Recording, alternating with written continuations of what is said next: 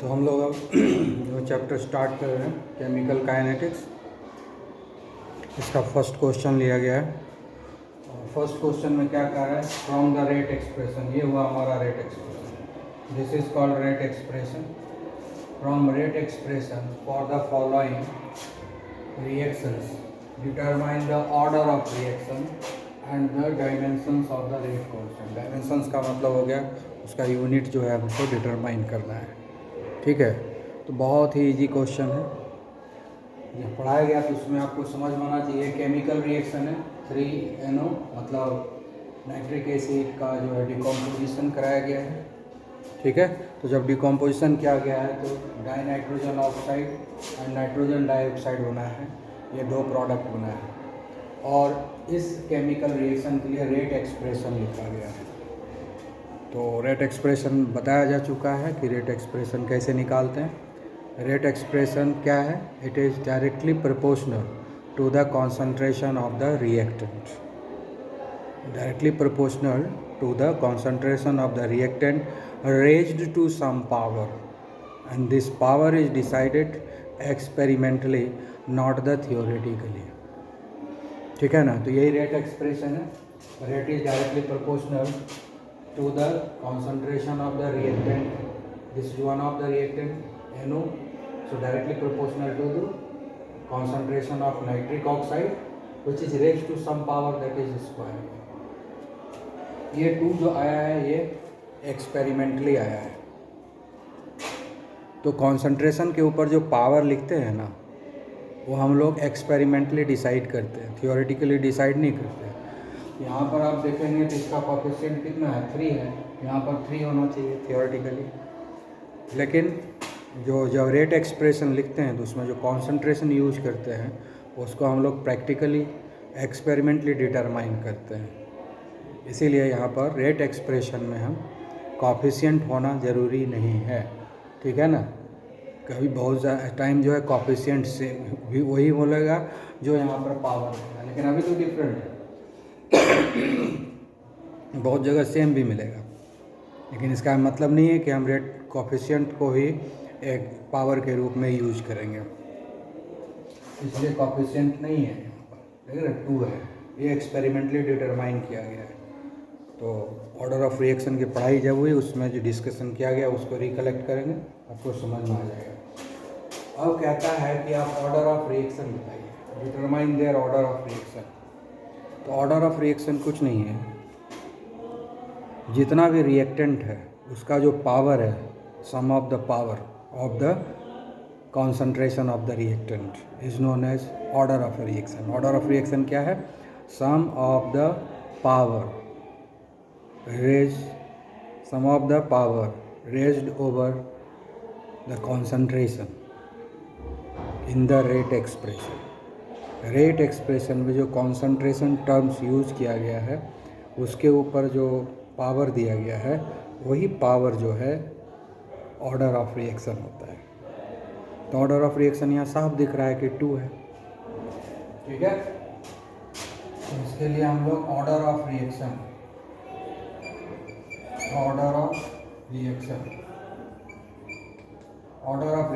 को हम लोग n से डिनोट करते हैं। कितना है पावर, यहाँ पर 2 है। रेट एक्सप्रेशन में कॉन्सेंट्रेशन के ऊपर जो भी पावर रहेगा वही जो है इसका, यहाँ पर एक ही रेट है, एक ही कॉन्सेंट्रेशन यूज है क्योंकि एक ही रिएक्टेंट है, इसलिए एक ही रिएक्टेंट का कॉन्सेंट्रेशन का पावर देखना है। एक से ज़्यादा रहेगा तो सारे पावर को हम ऐड करेंगे, तो यहाँ तो एक ही है इसलिए ऐड करने की ज़रूरत नहीं है। तो क्या है यहाँ पर पावर, कॉन्सेंट्रेशन के ऊपर 2 है, इसलिए ऑर्डर ऑफ रिएक्शन 2 तुरंत मिल गया। अब कहता है कि dimensions of the rate constant, यानी इसका डायमेंशन निकालिए। तो क्या दिया हुआ है, रेट इक्वल टू K ठीक है, और रेट कांस्टेंट का फॉर्मूला क्या हो जाएगा, इधर का भाग हो जाएगा, रेट बाय रेट का मतलब क्या है, रेट ऑफ रिएक्शन। रेट का मतलब यहाँ क्या है, रेट ऑफ रिएक्शन। तो रेट ऑफ रिएक्शन बताया गया है, रिएक्टेंट के टर्म में यूज करते हैं। तो रेट क्या होता है? Concentration of reactant used per unit time. ठीक है, रेट क्या हुआ? Concentration consumed per unit time, concentration of the reactant consumed per unit time. इसका मतलब रेट का जो होगा फॉर्मूला कॉन्सेंट्रेशन अपॉन टाइम होगा। ठीक है, तो रेट को हमको क्या लिख सकते हैं? कॉन्सेंट्रेशन अपॉन टाइम, यही होगा। और ये क्या है? ये स्क्वायर ब्रैकेट के अंदर जब किसी चीज़ को डाल देते हैं तो क्या होता है? कॉन्सेंट्रेशन होता है, इसलिए यहाँ पर लिखा है कॉन्सेंट्रेशन। और पावर क्या है कॉन्सेंट्रेशन के ऊपर? 2 है। ठीक है, तो अब आगे कैलकुलेट करेंगे। कॉन्सेंट्रेशन अपॉन टाइम इनटू क्या है? कॉन्सेंट्रेशन स्क्वायर बाई 1 है, ये हो जाएगा 1 bye concentration, 1 bye concentration square. अब यहाँ एक कॉन्सेंट्रेशन है, यहाँ 2 है, तो एक तो कैंसिल हो जाएगा, काट दो। तो क्या बचा? नीचे 2 कॉन्सेंट्रेशन और टाइम बचा। ठीक है, तो क्या बचा हमारे पास? 1 अपॉन ये है कॉन्सेंट्रेशन और ये है टाइम। तो कॉन्सेंट्रेशन को हम लोग पहले लिख लेते हैं इनटू टाइम, यही बचा। अब इससे हम लोग को डायमेंशन निकाल लेना है। कॉन्सेंट्रेशन का क्या लिखते हैं डायमेंशन? कॉन्सेंट्रेशन मतलब मोलैरिटी, कॉन्सेंट्रेशन मतलब मोलैरिटी। मोलैरिटी क्या हुआ? मोल पर लीटर। तो कॉन्सेंट्रेशन क्या हो गया? ये मोल पर लीटर इनटू टाइम का क्या लिखते हैं? सेकेंड। ठीक है, तो क्या हो गया? 1 अपॉन मोल। ठीक है, मोल। और लीटर को क्या लिखेंगे? लीटर के ऊपर अब जो है लीटर कहाँ चला जाएगा? ऊपर। ठीक है, सबको हम ऊपर ले जाकर लिखेंगे। ठीक है, तो यहाँ मोल हो गया, पर लीटर हो गया और सेकंड हो गया।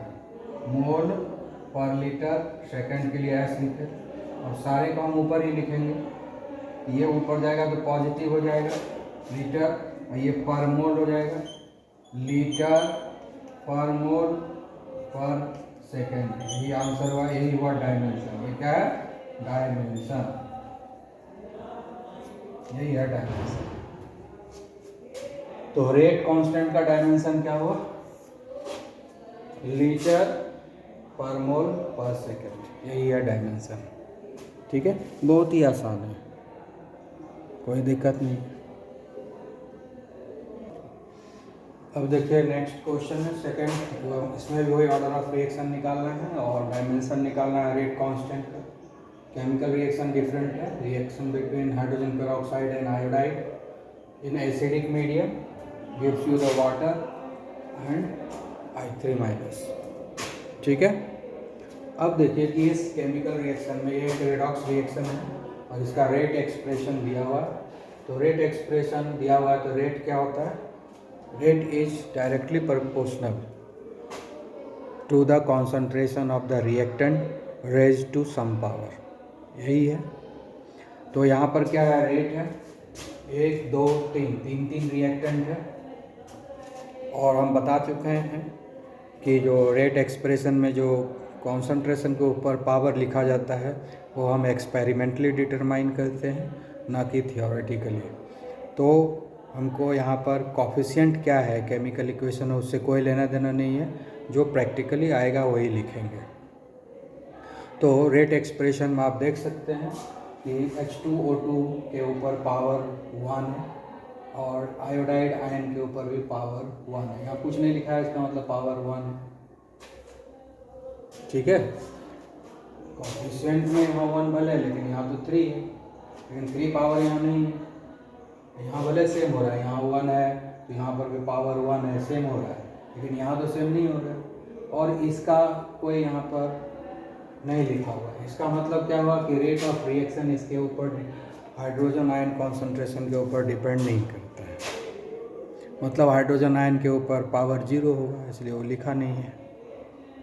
ठीक है, मतलब हाइड्रोजन आयन के ऊपर जो एसिडिफाई करते हैं इस रिएक्शन में एसिड को डाल करके 2,4-10 उससे रेट एक्सप्रेशन को कोई फ़र्क नहीं पड़ता है, केमिकल रिएक्शन को उससे कोई फ़र्क नहीं पड़ता है। इसीलिए इसका जो रेट ऑफ रिएक्शन है वो इंडिपेंडेंट है हाइड्रोजन आयन कॉन्सेंट्रेशन से। उसका कितना भी कॉन्सेंट्रेशन हो उससे कोई मतलब नहीं है रेट ऑफ रिएक्शन का, उसके ऊपर वो डिपेंड ही नहीं करता है। यानी रेट ऑफ रिएक्शन डिपेंड कर रहा है सिर्फ 2 ही रिएक्टेंट पर, इसके ऊपर और इसके ऊपर। इसके ऊपर डिपेंड नहीं कर रहा है, 2 के ऊपर ही डिपेंड कर रहा है रेट ऑफ रिएक्शन, इसके ऊपर डिपेंड नहीं कर रहा है। इसीलिए रेट एक्सप्रेशन में उसी को लिखा गया है जिसके ऊपर के रेट ऑफ रिएक्शन डिपेंड कर रहा है। ठीक है, तब हम ऑर्डर ऑफ रिएक्शन निकालते हैं। ठीक है, order of reaction, order of reaction क्या होता है? Sum of the power of every reactant raise to some power. ठीक है ना, रिएक्टेंट के ऊपर जो पावर रेज किया गया है, जो रिएक्टेंट के ऊपर, उस सारे का सम निकालना है। ठीक है, तो यहाँ पर हाइड्रोजन पेरोक्साइड है, इसका पावर कितना है? 1 है, तो हमने 1 लिखा। फिर आयोडाइड आयन है, इसका पावर कितना है? 1 है, इसलिए वो भी 1 लिखा। तो ऑर्डर ऑफ रिएक्शन कितना हो गया? 2 हो गया। इंडिविजुअल ऑर्डर ऑफ रिएक्शन इसका 1 हुआ, इंडिविजुअल ऑर्डर ऑफ रिएक्शन इसके रेस्पेक्ट में आयोडाइड के रेस्पेक्ट में 1 हुआ। ठीक है, order of reaction with respect to hydrogen peroxide 1 हुआ, order of reaction with respect to iodide भी 1 ही हुआ, और ओवरऑल ऑर्डर ऑफ रिएक्शन कितना हो गया? 1 + 1 2 हो गया। ठीक है, क्लियर? अब हम लोग एक क्वेश्चन का एक हिस्सा हो गया। अब कह रहा है dimensions of the rate constant determine कीजिए। तो हमारे पास फॉर्मूला क्या है? रेट इक्वल टू कप्पा के है, कप्पा नहीं के है, H2O2 एंड I-, यही हमारा रेट एक्सप्रेशन है। तो के का क्या हो जाएगा? Rate upon H2O2 I-। ठीक है, अब इसका फॉर्मूला क्या हो गया? रेट का क्या होता है? कॉन्सेंट्रेशन अपॉन टाइम, इसका फॉर्मूला ही होता है। H2O2 क्या होगा? कॉन्सेंट्रेशन है। ठीक है, ये I- स्क्वायर ब्रैकेट के अंदर है, तो ये भी कॉन्सेंट्रेशन है, यानी कॉन्सेंट्रेशन इंटू कॉन्सेंट्रेशन। ठीक है, ये कॉन्सेंट्रेशन कट जाएगा, एक कॉन्सेंट्रेशन कट जाएगा, तो concentration upon time into 1 upon concentration into concentration. ठीक है, अब एक कॉन्सेंट्रेशन को काट दिए, एक तो बच गया, इक्वल टू क्या हो गया? 1 अपॉन कॉन्सेंट्रेशन और टाइम भी बचा हुआ है, तो कॉन्सेंट्रेशन इंटू टाइम। ठीक है, तो के इक्वल टू क्या हो जाएगा? 1 अपॉन कॉन्सेंट्रेशन को क्या लिखेंगे? मोलैरिटी होता है कॉन्सेंट्रेशन, ये हो गया मोल पर लीटर इंटू टाइम है, टाइम का सेकंड होता है, इसको हम लोग क्या लिखेंगे? मोल को मोल लिखते हैं और लीटर को कैपिटल L लिखते हैं, इस पर माइनस पावर हो जाएगा क्योंकि ये नीचे है, इंटू सेकेंड, ये हो गया। इसको आप अरेंज कर दीजिए, ये जाएगा ऊपर तो पॉजिटिव हो जाएगा लीटर, ये हो जाएगा ऊपर तो नेगेटिव पावर हो जाएगा, और ये भी ऊपर जाएगा तो नेगेटिव पावर हो जाएगा, तो यही हो गया डायमेंशन। ठीक है, इस तरीके से डायमेंशन भी निकल गया। ओके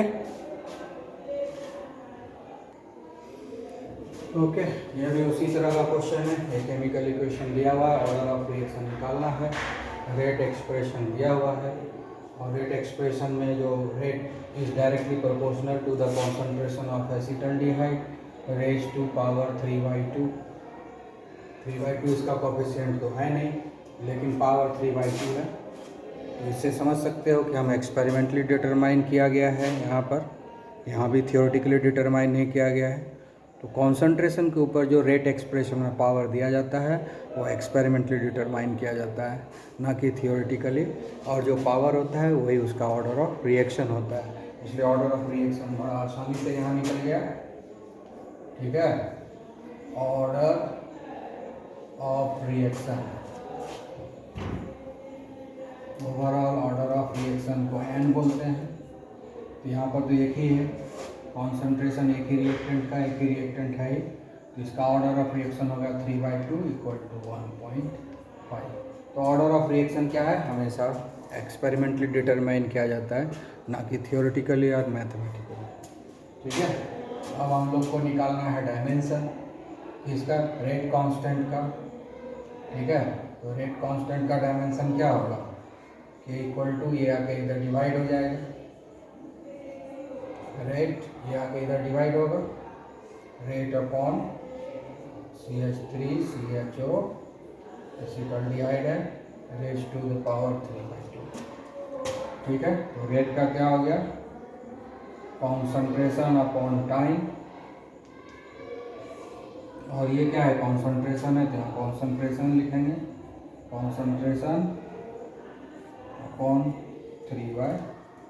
ठीक है, अब क्या लिखेंगे, कॉन्सेंट्रेशन अपॉन टाइम इनटू, ये क्या है, 1 है तो 1 बटा हो जाएगा, 1 कॉन्सेंट्रेशन रेज टू पावर 3/2।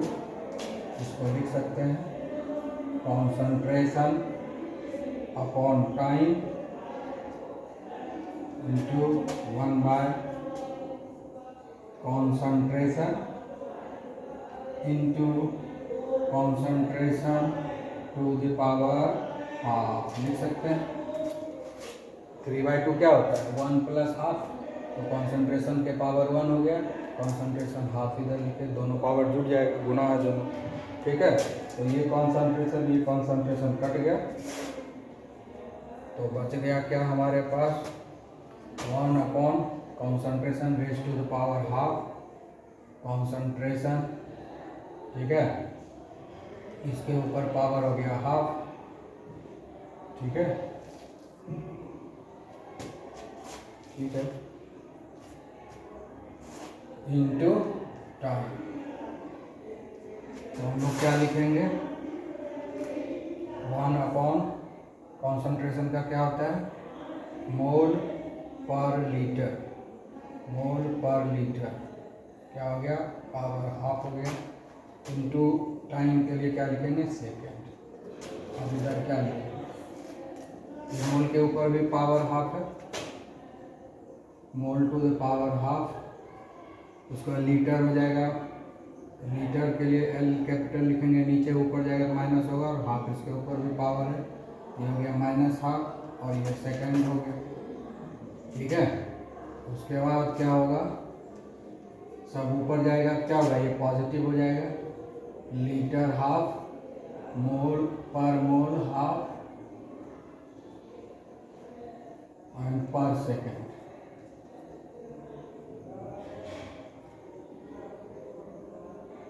ठीक है, ये हो गया डायमेंशन, ये फाइनल क्या हो गया, डायमेंशन यही हुआ, यही हुआ आंसर आपका फाइनल। ठीक है, बहुत ही सिंपल है।